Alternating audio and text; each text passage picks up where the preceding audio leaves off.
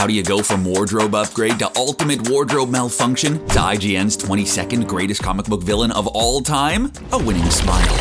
Eyes. Ooh, look at those teeth. From humble beginnings as a way to solve a logistical issue, the symbiote known as Venom has expanded to one of the Marvel Universe's most important characters. Are you seeing this? He's achieved symbiote. As much has been added to the time before Venom met Peter, as has after the two broke up and Venom went on a whirlwind who's who of bonding with the Marvel Universe. What's the story behind the goopy, clinging, sometimes villain, sometimes anti-hero? Let's find out. The story of Venom and eventually the Clintarians starts in a strange place, the letters section.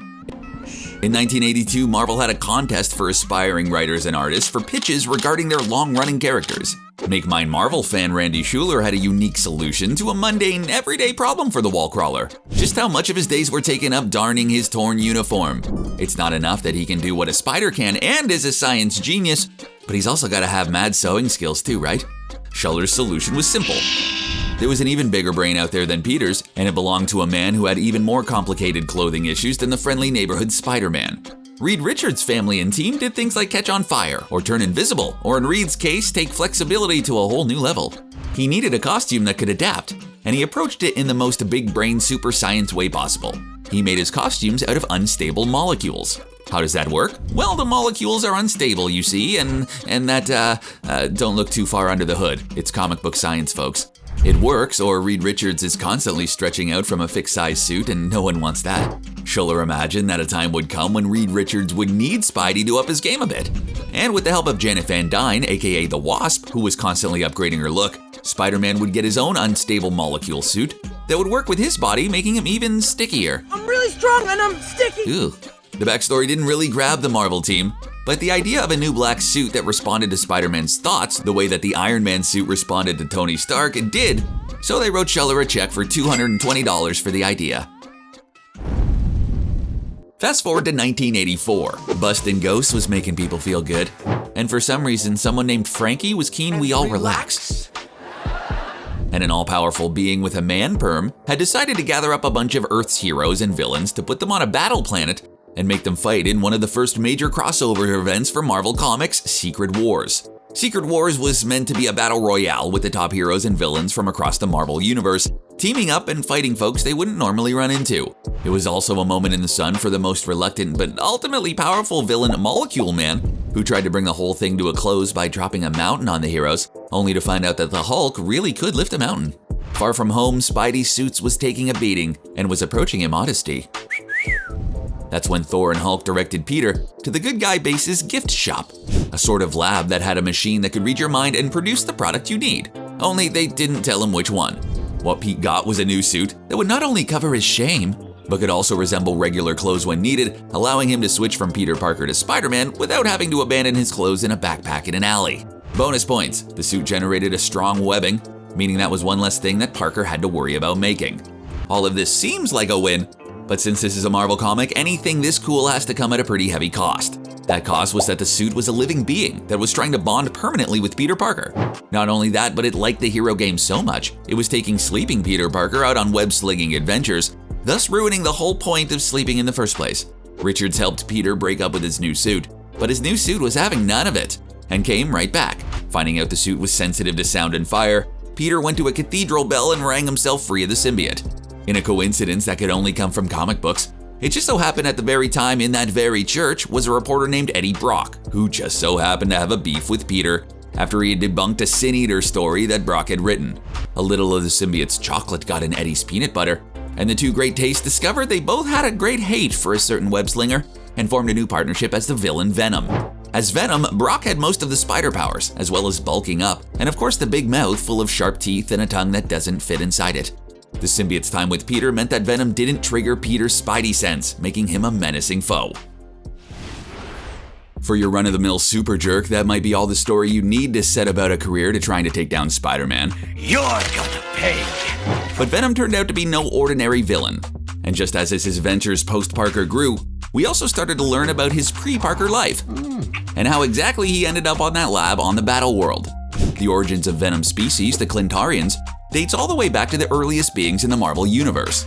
Null was created between the end of the previous universe and the birth of this one, and took dominion over the Void and became an avatar of Oblivion, the actual embodiment of the Void. What Null didn't like was the light and how much of it this new universe was creating. Null's tantrum over the light ended up setting a lot of things in motion. He created All Black the Necro Sword and beheaded a Celestial to forge the weapon. The head eventually became nowhere. Null was also caught killing a cruel god on an unforgiving planet by a being named Gore, who liked the idea of killing gods so much he became the God Butcher, which turned out to not be the guy who sold gods their ham hocks. After All Black got swiped, Null was left with some downtime and started exploring exactly what godlike power could do. One of those things was to take the darkness he controlled and make a parasitic species that would bond with lesser species. Null had his new gooey creations form into dragons because Null has style, and he began invading planets until Thor laid the hammer down when the band came to Earth early in Earth's history. De-dragoning, the individual symbiotes needed something to bond to, and they ended up bonding with noble peeps, instilling in them that sense of nobility. Finding themselves at odds with their creator, now they imprisoned him and named the planet and themselves Cage, Clintar. So if the Clintar had retired to live the hippie peace-loving life of a ball of goo containing all their conquering creator, how did Venom break so bad? While the Clintarians were doing some heavy rebranding, they also formed the Agents of the Cosmos, because you're nobody in the Marvel Universe until you're an agent of something. That was both a way to make amends for being Null's weapon of destruction, and a way to get the symbiote host they needed. But the host needed to be the best of the best, or the symbiote would be corrupted all over again. Eventually, a thrill-seeking host-destroying offshoot of the Clintarians formed. Around this time is when a symbiote was acquired by the Kree and experimented on to become a weapon against the Kree's longtime shape-shifting enemy, the Skrulls. A Kree named Tel-Kar bonded with the symbiote until having to separate during a rescue mission, wiping the symbiote's memory. Its next host used the symbiote power to wipe out its own species. The symbiote, who would later be known as Venom, retained its desire to protect its host instead from the Kree, but a super hardcore murder streak from the other host. And so the Clintar contained him to keep him from contaminating the collective. That's how the Clintarian, who would become Venom, found himself on the battle world and accidentally fulfilling Peter's wish. Eddie Brock, Tel-Kar, and Peter Parker weren't the only ones to form an intimate bond with the Venom symbiote. By now it'd be easier to find all the characters he hasn't bonded with. His first venture was to find someone he thought was better suited to bringing the pain to Spider-Man in the form of Mac Gargan, better known as the Scorpion, or the guy in the post-credits scenes of Spider-Man Homecoming who wanted to know what Spider-Man's secret identity was. Take a picture. After a bit of a love triangle between Eddie, Venom, and Gargan, the symbiote wound up in the hands of the government, who crafted it to former Peter Parker bully and current US war hero Flash Thompson, who had lost his legs while in the military. Since no one on Earth's experience with the Venom symbiote had been pleasant, Captain America sent the new Agent Venom into space as a liaison with the Guardians of the Galaxy, where they found out that the galaxy wasn't fond of symbiotes either.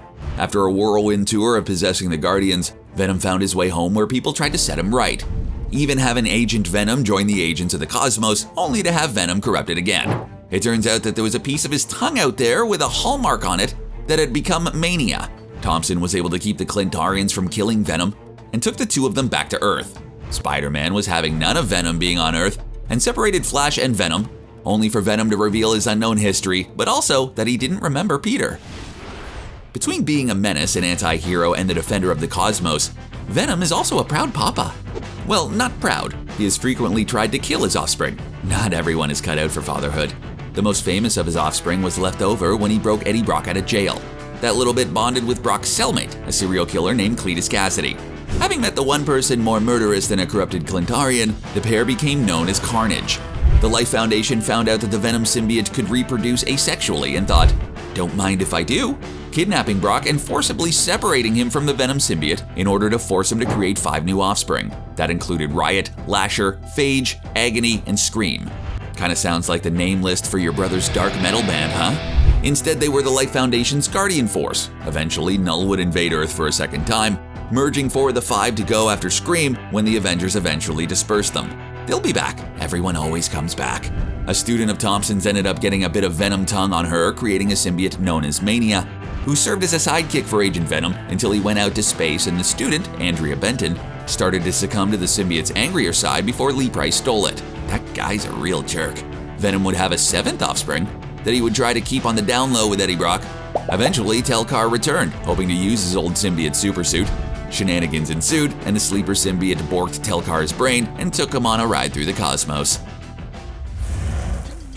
For a character created in the late 80s and coming into prominence in the 90s, Venom and the symbiotes have been really busy. From being used as super soldier experiments in Vietnam with a very reluctant Wolverine, to bonding with Captain America, we've only really scratched the surface of Venom.